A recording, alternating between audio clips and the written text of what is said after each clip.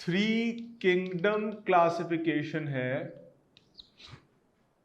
3 kingdoms की classification, उस 3 kingdom classification को प्रपोज करने वाला शख्स आपके पास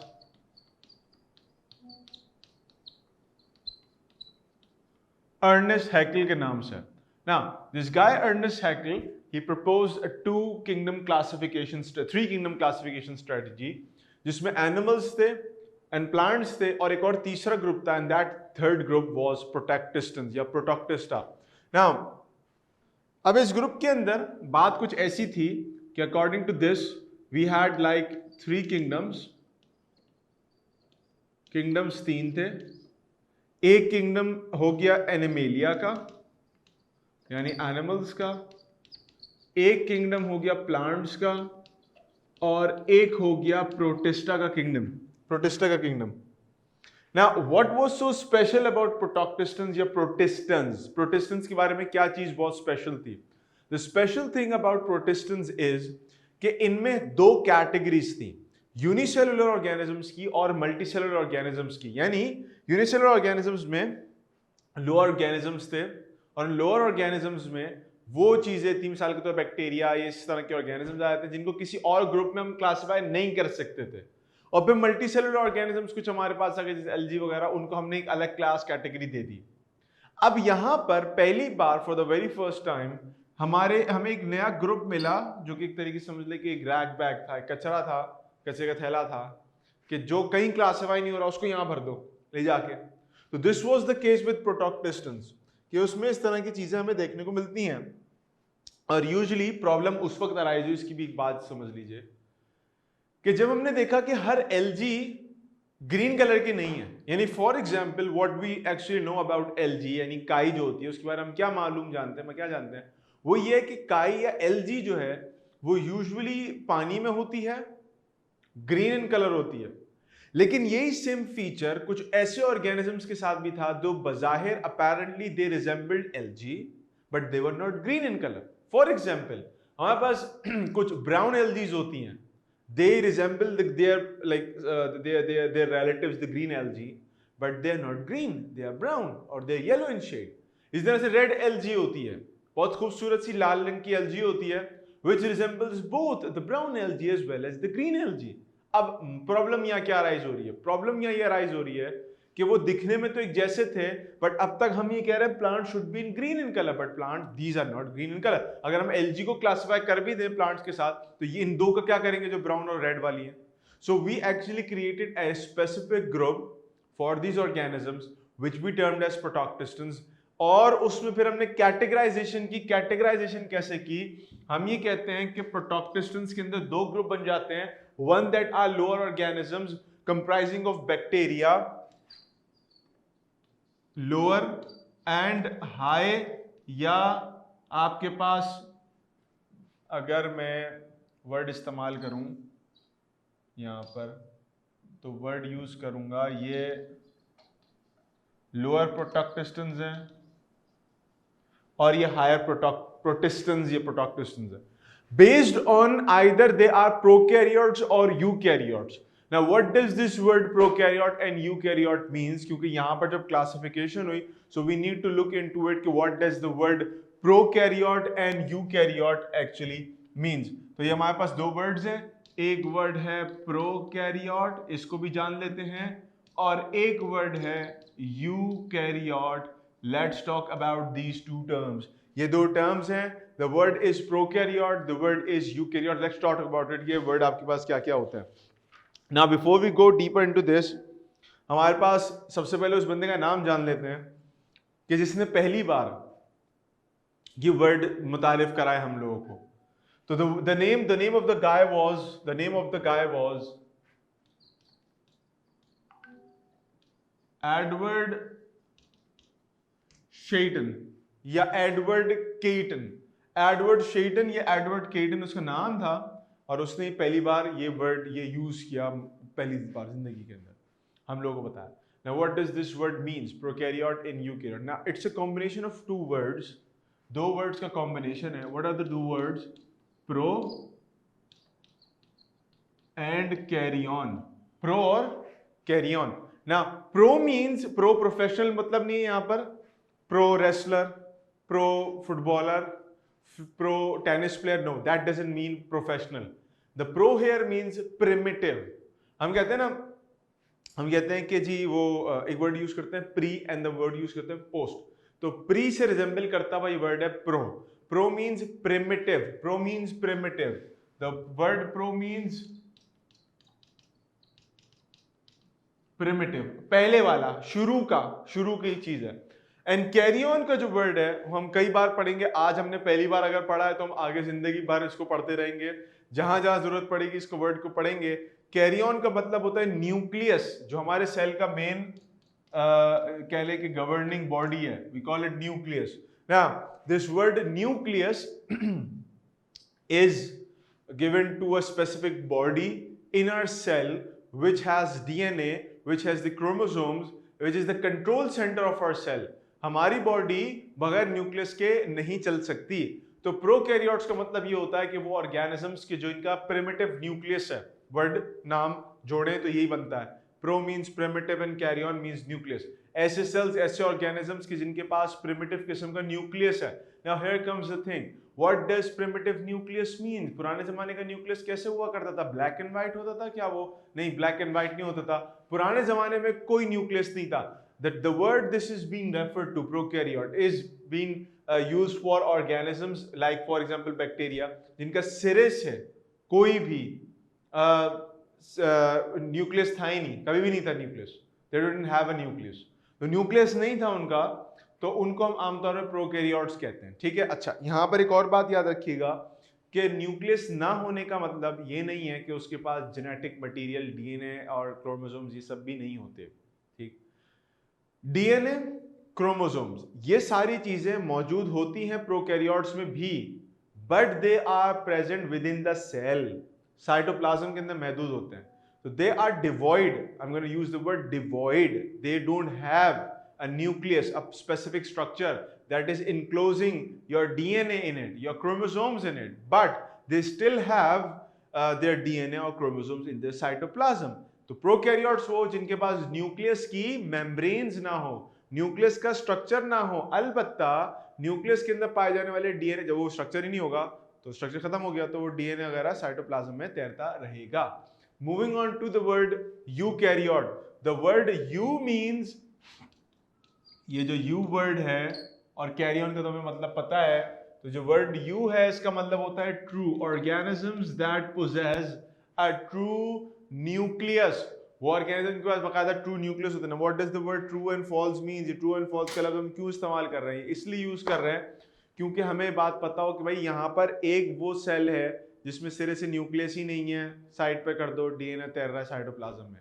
एक वो सेल है जिसमें बकायदा इनक्लोज कैविटी है, which we refer to as a nucleus, and that particular nucleus structure has the chromosomes and DNA all like enclosed and encapsulated within these boundaries. तो ये आपके पास सेल कहलाता है यूकैरियोटिक सेल. हम हैं यूकैरियोटिक सेल. ठीक हो गया. हम क्या हैं? हम यूकैरियोटिक सेल हैं. जो 3 किंगडम क्लासिफिकेशन, यानी पहले हम क्या करते थे, मैं इसको जरा समराइज कर दूं. पहले हम ऑर्गेनिज्म को 2 हिस्सों में डिवाइड करते थे. Plants, animal. जो हरा ग्रीन कलर का प्लांट्स, जो ग्रीन कलर का नहीं है एनिमल्स. फिर हमें एक और चीज का पता चला, भाई बैक्टीरिया भी तो है, micro organisms, animals and plants. फिर हमें पता चला अरे यार प्लांट्स में हम चीजों को क्लासिफाई कर रहे हैं. प्लांट्स तो हमने कहा ग्रीन कलर के होते हैं. यहाँ पर तो एलजी की टाइप्स में आपके पास ऐसी चीजें आ जाती हैं जो कि रेड और ब्राउन कलर के हैं. क्या करें? एक अलग क्लास आपके पास बना दें. This is the class protoctistans. Now, I was talking about the term prokaryote, I was talking about the term eukaryote. तो प्रोकैरियोट और यूकैरियोट का मतलब क्या है? ऐसा सेल जिसमें न्यूक्लियस ना हो. न्यूक्लियस ना हो क्या कहलाता है? प्रोकैरियोट. ऐसा सेल जिसमें न्यूक्लियस मौजूद हो वो क्या कहलाता है? Eukaryote. Bacteria is a prokaryote. Bacteria एक ऐसा सेल है, ऑर्गेनिज्म है कि जिसके अंदर सेल तो होता है बट न्यूक्लियस मौजूद नहीं होता. अंदर का जेनेटिक मटेरियल साइटोप्लाज्म में होता है. अच्छा, दूसरी तरफ यूकैरियोट कौन है? जिनके पास बाकायदा एक न्यूक्लियस होगा, एक ऑर्गेनेल है, उसके अंदर हमारा डीएनए वगैरह मौजूद होगा. ठीक है, जैसे हम हैं, हम यूकैरियोट्स हैं. बैक्टीरिया जो प्रोकैरियोट है, उसके पास न्यूक्लियस नहीं होता. तो ये डिफरेंसेस हैं. और इसी के बिहाफ पे प्रोटोक्टिस्टा का जो नया ग्रुप बना उसमें ऑर्गेनिज्म को क्लासिफाई किया। प्रोटोक्टिस्टन में लोअर क्लास प्रोटोक्टिस्टन्स थे और हायर क्लास प्रोटोक्टिस्टन्स थे। लोअर क्लास में प्रोकैरियोट्स आ गए लाइक बैक्टीरिया एंड साइनोबैक्टीरिया, और यूकैरियोट्स आपके पास आ गए हायर क्लास में जिसमें algae, brown algae, green algae and then red algae वगैरह इसमें शुमार किए जाने लगे। क्या आप समझो मेरी बात को? अच्छा भाई, अब एक और तीसरी चीज समझो, अगर सबको क्लियर हुई बात तो वो ये है कि इस 3 किंगडम क्लासिफिकेशन के बाद एक और शख्सियत आई। उन्होंने कहा कि 3 क्यों भाई, 4 क्यों नहीं हैं? ये क्या हो गया? देखिए हमारे पास 3 किंगडम्स थे, इन 3 किंगडम की क्लासिफिकेशन दी अर्नेस्ट हैकल ने। Ernest Haeckel stated that animals or organisms can be classified into 3 distinct groups. The first one being animals, जो ग्रीन नहीं होते, मूवमेंट कर सकते हैं। The second one is plants, जो मूवमेंट नहीं कर सकते, ग्रीन कलर के होते हैं, खाना खुद बनाते हैं। The third group, the third kingdom is the protistans. Protistans can be divided into 2 categories. The first one is lower protistans and the second one is higher protistans. Lower प्रोटिस्टेंस का मतलब ये है कि वो ऑर्गेनिजम्स के जो के प्रोकैरियोटिक होते हैं। प्रोकैरियोटिक मतलब वो ऑर्गेनिजम्स के जिनके पास हाँ मैं प्रोटिस्टेंस के ऊपर आ रहा हूं। प्रोटिस्टेंस में 2 ग्रुप बना दिए, वो ऑर्गेनिज्म के जो कि ना के प्लांट कंसिडर किए जाएं ना एनिमल कंसिडर किए, यानी कचरे का वो थैला कि जिसमें आप घर का बचा कुचा सामान डाल के अलमारी में रख देते हैं, वो आपके पास प्रोटिस्टेंस कहलाते हैं ना। प्रोटिस्टेंस का मतलब जो है, प्रो मींस बिफोर पुराने ऑर्गेनिजम्स। और इनके बारे में एक बात याद रख लीजिएगा कि why do we call them protistans, because ये वो ऑर्गेनिजम्स हैं कि जिनके बारे में कहा जाता है कि इन ऑर्गेनिज्म से ही आगे दुनिया बनी है। यानी जितने भी ऑर्गेनिजम्स वजूद में आए हैं एवोल्यूशनरी एतबार से, हम हो गए या मछलियां हो गई या कीड़े मकोड़े हो गए, वो सारे प्रोटिस्टेंस से निकले हैं। प्लांट्स प्रोटिस्टेंस से बने, फंजाई प्रोटिस्टेंस से बने। तो प्रोटिस्टा एक ऐसा ग्रुप है जिसमें ऐसे ऑर्गेनिजम्स हैं कि जो सबसे मिलते भी हैं लेकिन सबसे मुख्तलिफ भी हैं। इस तरह के ऑर्गेनिजम्स हैं वो। इसकी एग्जांपल मैं आपको एक छोटी सी देता हूं। मिसाल के तौर पे अमीबा जो है, अमीबा का हमने नाम सुना, सबसे पहले वाले ग्रुप में हमने पढ़ा था अमीबा के बारे में। अमीबा प्रोटोजोआ है, but amoeba itself belongs to this kingdom protoctista. Kingdom protoctista के ग्रुप से इसका ताल्लुक होता है। सार्कोडीना इसका जो है वो क्लास होती है। और अमीबा के बारे में कहा जाता है कि ये एनिमल नहीं है कंप्लीटली, लेकिन ये प्लांट भी नहीं है, क्योंकि एनिमल्स मल्टीसेलुलर है सारे। ये फिर किस में शुमार होगा? तो हम कहते हैं कि ये हमारे आबाओ-अजदाद में शुमार होगा। यानी जो एनिमल्स बने हैं उनके भी तो कोई आबाओ-अजदाद होंगे ना, नाना दादा, नाना नानी को जिस तरह से दादा दादी। तो वो जो आबाओ-अजदाद है, एंसेस्टर्स हैं, अमीबा वो था। उससे फिर कई सारे मल्टी सेलुलर ऑर्गेनिजम्स बनते चले गए। तो फिर आपके पास जो है वो छिपकली भी बनी, फिर सांप भी बना, फिर बिच्छू भी बना, फिर कीड़े भी बने, फिर मकड़ी भी बनी और हम भी बने। सब उन्हीं से बने बकौल एवोल्यूशन के, एवोल्यूशनरी पर्सपेक्टिव से। तो प्रोटिस्टा के बारे में क्या याद रखोगे? ये याद रखोगे कि एवोल्यूशनरी पॉइंट ऑफ व्यू से ये एक ऐसा ग्रुप है कि जो कि ना तो प्लांट है, ना एनिमल है, ना फंगस है, बट इन्हीं से एनिमल, प्लांट, फंगस ग्रो करते हैं। हमने वर्ड पढ़ा था, एक प्लांट, एक सेल पढ़ा था, यूग्लिना एक सेल पढ़ा था। Euglena is also a protoctistan, protista है वो भी। क्यों? उसके बारे में कहा जाता है कि इसी से प्लांट्स इवॉल्व हुए हैं, क्योंकि वो ग्रीन कलर का है, वो फोटोसिंथेसिस करता है, तो वो उसी से प्लांट्स इवॉल्व होकर आगे तक की तरफ गए। ठीक हो गया? मेरी बात क्लियर हुई सबको? उमर को, आज़िब को, सबको क्लियर हो गई कि भाई हम प्रोटिस्टा कह किसको रहे हैं और क्यों कह रहे हैं उसको प्रोटिस्टा। 2 किंगडम क्लासिफिकेशन सिर्फ एनिमल और प्लांट वाली जो मैंने पिछली क्लास में पढ़ी थी, उसका कोई एक बंदा नहीं है जिसने उसका नाम दिया हो। देखिए एरिस्टोटल ने भी शुरू में उसको जिक्र किया, मुस्लिम साइंटिस्ट ने भी उसको इसी तरह से चीजों को क्लासिफाई करना शुरू किया। इसके अलावा लिनियस ने भी कुछ अपनी फाइंडिंग जैसी लिखी कि जिसके मुकाबले में 2 ही किंगडम क्लासिफिकेशन होनी चाहिए थी, या 2 ही किंगडम क्लासिफिकेशन उस वक्त तक डिस्कवर्ड थी। तो उसमें किसी एक बंदे का नाम नहीं है कि एक बंदे ने दिया हो 2 किंगडम क्लासिफिकेशन। वो आपके पास 10 BC से चलती हुई सारी चीजें आ रही हैं, एरिस्टोटल के जमाने से, Greek philosopher, Muslim scientist and then English scientist तक ये बात आम नीचे पहुंची कि भाई 2 किंगडम्स होने चाहिए। ये तो अब आके 3 किंगडम क्लासिफिकेशन यहां पर हुई है, वरना इससे पहले तक 2 ही थी। और उस पर पूरी दुनिया, जितने भी साइंसदान थे, हर वक्त के साथ साथ, हर तबके के साथ साथ, वो यूनानिमसली उस पर यकजा हुए हुए थे। उनका इजमा था इस बात पे कि 2 ही किंगडम क्लासिफिकेशन होनी चाहिए, इससे ज्यादा नहीं होनी चाहिए। समझो भाई उमर मेरी बात को। तो ये जब हमने ऑर्गेनिजम्स को और दूसरी नजर से देखा ना कि यार ये तो, अब हमने एलजी तो कह दिया, लेकिन एलजी हमने बोली ग्रीन, और प्लांट भी है ग्रीन, लेकिन ये एलजी तो रेड कलर की भी है, इसको किस खाते में लेके आएंगे? ये वाली तो येलो कलर की है, ये वाली ब्राउन कलर की है, इसको किस खाते में लेके आएंगे? तो हमने कहा चलो भाई इसका एक ही ग्रुप बना देते हैं। ठीक है, आजा आगे आ जाओ। अब हमारे पास एक चौथा किंगडम क्लास, यानी थर्ड कैटेगरी ये है कि ये 4 किंगडम क्लासिफिकेशन है। जैसे उमर ने बताया, इसका कूपलैंड एक बंदा था, उसने इसका नाम रखा था, या उसने इसको डिस्कवर किया था पहली बार। कूपलैंड नाम था साइंटिस्ट का, एंड गालिबन 1950s की बात है, ये आफ्टर 55-59 के आसपास की बात है, यानी पाकिस्तान बन चुका था उस वक्त का, पाकिस्तान बन चुका था। 1950s की बात है ये कि जब ये 4 किंगडम क्लासिफिकेशन दुनिया में आई। अब इस 4 किंगडम क्लासिफिकेशन के बारे में खास बात क्या है? और वो खास बात ये कि जो किंगडम है ना, ये जो किंगडम है बच्चों, इसको बार याद रखना एक चीज, इसमें 4 ग्रुप्स उन्होंने बोला कि हम 4 ग्रुप्स बनाएंगे। Now what does this 4 groups mean? What do the 57? Okay, very good. What do these 4 group mean? 4 groups में अब समझते जाइए बात को कि कौन कौन सी चीजें होंगी। सबसे पहली चीज तो यह है कि हमारे पास सबसे पहला एक ग्रुप बनता है, उसको हम किंगडम मुनैरा का नाम देते हैं। किंगडम मुनैरा का नाम देते हैं। मैं यह नाम लिख रहा हूं मुनैरा का। ये किंगडम हो गया पहला मुनैरा, MONERA, मुनैरा। दूसरा किंगडम हमारे पास हो गया प्रोटिस्टा। भी हम देख के आए इस प्रोटिस्टा के किंगडम को। दूसरा किंगडम और तीसरा एंड चौथा, थर्ड एंड फोर्थ हैं तो ये प्लांट्स और एनिमल्स के, लेकिन इसके नाम तब्दील हो गए। नाम क्या तब्दील हुए? हमारे पास एक ग्रुप बन गया मेटाफाइट या मेटाफाइटा। मेटाफाइट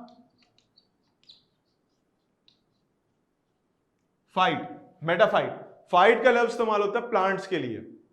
आज एक नई बात सुन के जाओ। देखो, जब अगली दफा किसी महफिल में बैठोगे ना, कहीं लोगों में बैठोगे, तो आपके पास वो इंफॉर्मेशन नॉलेज हो जो दूसरों के पास ना हो। पता चलना चाहिए भाई कि ये छाजाओं के बच्चे छाने आए हैं।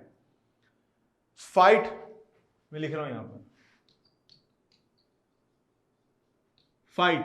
ये कभी भी आप किसी चीज के आखिर में फाइट पढ़ोगे ना, ये रहा फाइट, फाइट फाइट, ये रहा फाइट, इसका मतलब होता है प्लांट। फॉर एग्जाम्पल ब्रायोफाइट एक टर्म पढ़ेंगे हम लोग, ट्रैकियोफाइट ये भी वर्ड पढ़ेंगे, एंजियोस्पर्म्स और जिम्नोस्पर्म ये तो अलग टर्म है।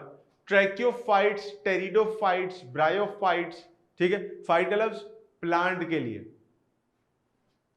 एक वर्ड होता है उसको हम लिखते हैं फाइकोटा। देखो फाइट ही था, लेकिन उस फाइट में थोड़ी तब्दीली करके कोटा लगा दिया। फाइकोटा का टर्म किसके लिए इस्तेमाल होता है? तो फाइकोटा का टर्म इस्तेमाल होता है एलजी के लिए। मिसाल के तौर पे यूग्लिनोफाइकोटा, वोल्वोफाइकोटा, कैराफाइकोटा, ठीक हो गया। फियोफाइकोटा, क्लोरोफाइकोटा, ये सारे किसके लिए हैं? एलजी के लिए होते हैं। कोटा, ठीक है। अच्छा, अब एक वर्ड आ गया माइकोटा। ओहो, अभी क्या था? फाइटा या फाइट, देन फाइकोटा, अब है माइकोटा। माइकोटा का मतलब क्या होता है? देखो, माइकोटा का टर्म MYCOTE जिस वर्ड के भी आखिर में आ जाए, ये इंडिकेशन है कि यहां फंगस की बात हो रही। कैसे? Deuteromycota, बेजिडियोमाइकोटा, Deuteromycota, Ascomycota. समझ रहे हो बात को? तो कोटा का टर्म जिसके एंड में भी आ जाए, इट मींस कि ये फंगस के लिए हम इस्तेमाल कर रहे हैं। ये वो टर्म्स हैं जो हम आगे जाके पढ़ते हैं तो बच्चों को थोड़ा सा उसको एब्जॉर्ब करने में मसला होता है, क्योंकि उन्होंने कभी सुनी नहीं होती इससे पहले। बट यहाँ छाजा में आपने सुन ली पहली बार कि फाइटा या फाइट, फाइकोटा एंड माइकोटा, ये वर्ड्स हम आमतौर पे इस्तेमाल कर रहे होते हैं। तो अब देखो, मेटाफाइट का वर्ड हमने यहां पर यूज किया, तो मेटाफाइट का मतलब ये समथिंग और someone that is related two fights, and fight means plants. तो प्लांट्स की बात हो रही है यहां पर। आगे आओ, इससे एक और बात सुनो। देखो, वर्ड है मेटाजोआ। मेटाजोआ, जोआ का टर्म जहां पर भी इस्तेमाल होगा, इसका मतलब है कि बात हो रही है एनिमल्स की, एनिमल्स की बात हो रही है। द वर्ड जोआ का वर्ड, ये जोआ है, ये जोहा नहीं है, जोआ। जोआ का वर्ड जब इस्तेमाल होता है इसका मतलब यहाँ एनिमल्स की बात हो रही है। प्रोटोजोआ अमीबा का ग्रुप है, प्रोटोजोआ, ठीक है। इसके अलावा एक और चीज सुनना, स्पर्मेटोजोआ, स्पर्म्स जो होते हैं जो एग सेल के साथ फ्यूज करके जाइगोट बनाते हैं, स्पर्म्स के लिए जो बायोलॉजिकल टर्म है वो होता है spermatozoa, because they resemble an animal. Animal moving होता है ना, तो वो उसको रिजेंबल करते हैं, इस वजह से हम उसको नाम देते हैं क्या, स्पर्मेटोजोआ। तो जू का टर्म या जोआ का टर्म इस्तेमाल होता है एनिमल्स के लिए। हम जू जाते हैं ना, जू जू कराची जू, लाहौर जू, डैन जू बहरिया वाला, तो ये क्या है, ये किसके लिए है, ये रिप्रेजेंट करने के लिए this something related to animals, वहां जानवरों की बात हो रही है, ठीक है। जू प्लैंक्टन्स पानी में तैर रहे होते हैं, तो जू प्लैंक्टन्स या जोआ रेफर्स टू एनिमल्स, तो ये वर्ड्स याद रखिएगा ना। There are 4 groups now, 4 kingdoms हैं। पहला मोनेरा, दूसरा प्रोटिस्टा, तीसरा मेटाफाइट, तीसरा या चौथा मेटाजोआ। तो मेटाफाइटा या मेटाजोआ या मेटाजू, ठीक है। ये 4 आपके पास किंगडम्स बन गए। Now the question arises, in kingdoms में है क्या सर, ये तो बता दीजिए। तो आ जाए जरा इन किंगडम्स की कहानी पर समझ लेते हैं कि इन किंगडम्स में ऐसा क्या क्या है जो किसी और किंगडम में नहीं है। अब समझो बात को, मोनेरा के अंदर प्रोकैरियोट्स हैं। प्रोकैरियोट्स का मतलब बैक्टीरिया, प्रोकैरियोट्स का मतलब साइनोबैक्टीरिया, वो ऑर्गेनिजम्स के जिनके पास न्यूक्लियस मौजूद नहीं होता। ये लिखी हुई एग्जांपल यहां पर प्रिमिटिव न्यूक्लियस है, न्यूक्लियस सिरे से नहीं होता, वो क्या कहलाते हैं, प्रोकैरियोट्स। तो मोनेरा के ग्रुप के अंदर बैक्टीरिया थे, आसान अल्फाज में याद कर लें। प्रोटिस्टा आ जाए, प्रोटिस्टा में कौन होगा, प्रोटिस्टा में 2 चीजें होती हैं। प्रोटिस्टा में होगा इस जगह पर उन्होंने रखा एलजी और फंजाई, एलजी और फंजाई। एलजी और फंजाई का मतलब क्या है, एलजी फंजाई का मतलब यह है कि इसमें काई भी है और फफूंदी भी है। अपनी जबान में बात कर लेता हूं मैं, काई भी है और फफूंदी भी है। काई का मतलब क्या होता है, वो जो नालों में लगी हुई है, green green green green colour की, ठीक है। तालाब में लगी हुई है, पानी कहीं खड़ा हुआ उसके अंदर ग्रीन ग्रीन कलर की झाड़ियां टाइप की आ जाती हैं, लेयर्स आ जाती हैं, that is your LG. Fungi क्या है, फंजाई है फफूंदी, जो डबल रोटी पे लग जाती है, जो इधर उधर मुख्तलिफ चीजों पे लग जाती है, उसको हम फंजाई कहते हैं। तो ये दोनों चीजें जिनका कहीं शुमार नहीं हो रहा था, उनको नाम एनिमल में रख पा रहे हैं, ना हम उनको प्लांट्स में रख पा रहे हैं, कहीं और रख पा रहे हैं, हमने उसका ग्रुप अलग बना दिया।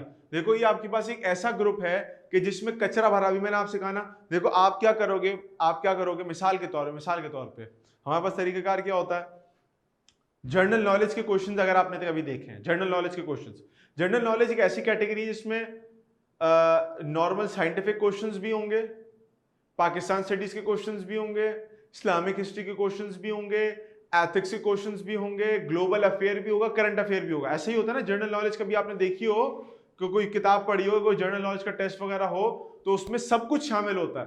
General knowledge there just checking up कि आपकी जनरल नॉलेज कितनी है किसी चीज के बारे में। अब जनरल नॉलेज का जो सब्जेक्ट है उसकी जो हैसियत है, बायोलॉजी में किंगडम प्रोटिस्टा की वही हैसियत है, यानी इसमें वो चीजें शुमार है जो कहीं और शुमार नहीं हो सकती, हम उसको एक जगह जमा करके सबको डाल देते हैं। तो fungi and LG can not be divided into any other single group, तो हमने उसके लिए एक अलग कैटेगरी बना दी, और वो अलग कैटेगरी क्या थी, वो अलग कैटेगरी ये थी कि उसको हमने एक अलग किंगडम दे दिया, किंगडम प्रोटिस्टा के नाम से। Moving on to the next question, the next question would be metaphytes. Now metaphyte के साथ सीन क्या है कि मेटाफाइट के अंदर सारे प्लांट्स हैं, नाम लेना शुरू करो। हमारे तो जो आम इधर उधर देखने वाले काजू के और बादाम के और चलगोजे के और अनानास और खजूर और अंगूर और अनार, anything you find in this world जो प्लांट्स में कंसिडर की जाती है, वो सारे के सारे इसमें आ गए थे। तो मेटाफाइट्स के अंदर क्या आ गया, मेटाफाइट्स में आ गए प्लांट्स, क्या आ गए, प्लांट्स आ गए इसमें ना। इंजील आ गई, इंजीर नॉट इंजील, इंजीर आर के साथ, ठीक है। इंजील तो आसमानी किताब है, ठीक है। अच्छा मेटाजोआ की बात कर लेते हैं। मेटाजोआ में क्या, अभी मैंने बता दिया एनिमल, कैसे डिफाइन करोगे भैया एनिमल को, एनिमल की डेफिनेशन क्या होती है, एनिमल होता है हमारे पास वो ऑर्गेनिज्म जो कि मूव कर सके, खाना खुद ना बना सके, ये वाला खाना बनाने की बात नहीं हो रही हांडी में, फोटोसिंथेसिस वाली बात हो रही है, वो खुद ना कर सके, वो आपके पास एनिमल कहलाता है। तो वो 4 ऑर्गेनिज्म इसमें शुमार हो गए, तो अब आपके पास ये 4 किंगडम्स का एक ग्रुप बन गया। अब यहां पर एक छोटा सा मसला है इस ग्रुप में, इन ग्रुपिंग्स में एक छोटा सा मसला है, और वो मसला क्या है, अब जरा समझो मेरी बात को। मसला क्या है? मसला ये है कि आपको क्या ये बात पता है कि एलजी और फंजाई आपस में रिलेटेड नहीं है? क्या आपको ये बात पता है कि एलजी और फंजाई आपस में रिलेटेड नहीं है, इनका ताल्लुक नहीं है आपस में? है भाई? नहीं पता? अब सुनो और देखो, समझो बात को। मैंने पहले भी इस बात का जिक्र किया कई बार कि हमारे पास एलजी ग्रीन कलर की, तो वो क्या कर रही है? फोटोसिंथेसिस, नाले में लगी हुई है पानी के साथ, खुद खाना बना रही है, कोई टेंशन नहीं किसी चीज की। फंगस जो है वो अपना खाना खुद प्रिपेयर नहीं कर सकता। कहां लगती है फंगस? कभी पुराने कपड़े रखे हो, लकड़ी रखी हो, उसके अंदर फंगस लग जाती है। डबल रोटी रख के छोड़ दी, फंगस लग जाती है। कोई आपने सिट्रस फ्रूट रख दिया या कोई फ्रूट वगैरह रख दिया कुछ टाइम के लिए बाहर, थोड़ी सी नम जगह पे ऊपर, जहां थोड़ा सा पानी वानी मॉइस्चर होगा, तो वहां पर भी फंगस लग जाती है। फंगस क्या है? वो ग्रो करती है किसी लिविंग ऑर्गेनिज्म के ऊपर ताकि वहां से खाना ले सके। तो it means it can not produce it own food. अब प्रॉब्लम ये है कि एक ऑर्गेनिज्म ऐसा जो अपना खाना बना सकता है, एक वो जो नहीं बना सकता, डिपेंड करता है किसी और पे। तो इन दोनों का आपस में सर वुड पर दीमक लगती है, वो वुड पर दीमक भी लगती है। दीमक तो खैर एनिमल है ना, तो कीड़ा, उसको तो शुमार अलग तरीके से होता है। खैर, तो ये जो हमारे पास एलजी और फंजाई हैं, इनका आपस में एक दूसरे से कोई ताल्लुक नहीं। और पीछे हम लोग देख के आए क्लासिफिकेशन के उसूलों में कि ऑर्गेनिजम्स को क्लासिफाई करने के लिए सबसे पहली चीज, सबसे जरूरी चीज ये होती है कि ऑर्गेनिजम्स एक दूसरे के साथ या तो रिजेंबल करें या बिल्कुल डिफरेंट हो जाए। अगर ऑर्गेनिज्म रिजेंबल करते हैं तो एक ग्रुप में, नहीं करते तो अलग ग्रुप में। अब देखो, एलजी और फंजाई हालांकि एक दूसरे से रिजेंबल्स नहीं करते, इनमें कोई यकसानियत नहीं है, कोई यकसुई नहीं है, तो ये क्या होंगे? अलग। तुम वहां, मैं यहां, दोनों अलग अलग हो गए एक दूसरे से। तो एलजी और फंजाई आपस में चूंकि एक दूसरे के साथ नहीं बन सकते, ताल्लुक ही नहीं है इनका, तो इनको अलग अलग कर देना बेहतर होता है। ये कूपलैंड ने ये चीज कंसिडर नहीं की, तो उन्होंने बिल्कुल अलग तरीके से क्लासिफिकेशन की, और यही एक प्रॉब्लम था इनकी क्लासिफिकेशन का कि जिसको चेंज करना लाजिम था, जिसको चेंज करना लाजिम था। अब हम आगे क्या बात करेंगे? अब हम आगे बात ये करेंगे कि भाई यहां पर हमारे पास क्या होता है कि उसके बाद एक और हस्ती आई। I would be moving towards, sir fungi algae को एक ग्रुप में क्यों रखा? अब ये अच्छा सवाल है, सर फंजाई एलजी को एक ग्रुप में क्यों रखा? देखो, फंजाई और एलजी को अगर आप गौर करें तो पहले भी एक ही ग्रुप में रखा गया था। इस ग्रुप के अंदर जो हायर ऑर्गेनिजम्स थे या हायर प्रोटिस्टेंट्स थे, उनमें यह नहीं देखा गया कि वो खाना बना सकते कि नहीं बना सकते। उसमें यह देखा गया कि क्या इनके पास सेल न्यूक्लियस है या नहीं है। न्यूक्लियस है, प्लांट जैसे नहीं है, एनिमल जैसे नहीं, चलो भाई एक तरफ कर लो। न्यूक्लियस नहीं है, ना प्लांट जैसे है ना एनिमल जैसे है, चलो भाई एक तरफ कर लो। यही स्ट्रेटेजी कूपलैंड ने भी रखी। उन्होंने कहा यूकैरियोट्स को एक तरफ कर दो, ये रहा यूकैरियोटिक कचरे को एक तरफ कर दो जो ना एनिमल है ना प्लांट है, और प्रोकैरियोटिक कचरे को जो कि ना एनिमल है ना प्लांट है एक तरफ कर दो। अब आपके दो ग्रुप बन गए एम्बिगुअस। एम्बिगुअस का मतलब ये है कि वो सर्टेन नहीं है, स्पेसिफाइड नहीं है, उनके कोई डिस्टिंक्टिव फीचर्स नहीं है, वो कचरा है क्योंकि वो कहीं और नहीं जाना चाह रहा था। ठीक है? हाँ, ये दो एक्टिविटी के एतबार से बिल्कुल डिफरेंट है। इनकी सिर्फ एक सिमिलैरिटी है, और वो सिमिलैरिटी ये कि यूकैरियोट है। तो भाई यूकैरियोट तो प्लांट्स भी हैं, यूकैरियोट तो एनिमल भी हैं, है कि नहीं है? अब समझना सवाल मसले को। जो डिवीजन कूपलैंड ने की वो ये देख के कि ये हो गया प्रोकैरियोट, नो न्यूक्लियस साइड पे, eukaryote with nucleus but do not match either animals और प्लांट्स, तो एक ग्रुप। यूकैरियोट बट प्लांट्स एक ग्रुप, यूकैरियोट बट एनिमल्स एक ग्रुप। अब ये जो ग्रुप बना है ना, इसके अंदर सिर्फ ये मद्देनजर रखा गया कि यूकैरियोट है कि नहीं है, बाकी कोई और चीज नहीं देखी गई। बाकी कोई और चीज देखी जाती तो 5 किंगडम क्लासिफिकेशन कूपलैंड ही दे देते। वो क्या कहते? वो कहते कि यूकैरियोट तो है बट आपस में एक दूसरे से मिलते जुलते नहीं है। यूकैरियोट तो सभी है ना, यहां से प्रोटिस्टा से निकाल के नीचे तक लेके आओ मेटाजोआ तक, तो सारे यूकैरियोट हैं। भाई आपने इन दोनों से अलग ग्रुप क्यों बनाया? इसलिए बनाया क्योंकि ये इन दोनों से मैच नहीं कर रहे थे। But what he overlooked was कि क्या प्रोटिस्टा में शामिल ऑर्गेनिज्म आपस में एक दूसरे से मिलते जुलते हैं? नहीं है। उन्होंने सिर्फ क्या देखा, हाँ भाई यूकैरियोट है, चलो भाई इसको साइड पे करो। प्लांट है? नहीं नहीं प्लांट नहीं है, एक तरफ एनिमल है? नहीं नहीं एनिमल भी नहीं डाल सकते, चलो भाई तीसरी तरफ कर दो। लेकिन क्या आपस में मिलते जुलते हैं, ये तो देखा ही नहीं। ये चीज उनसे ओवरलुक्ड हो गई, जिसको आगे बाद वालों ने सही किया। मेरी बात समझो अब क्या प्रॉब्लम हुई थी। यानी उनमें सिमिलैरिटी सिर्फ इस हद तक थी कि वो यूकैरियोट थे और वो तो सारे ही थे, ठीक है। तो ये प्रॉब्लम थी।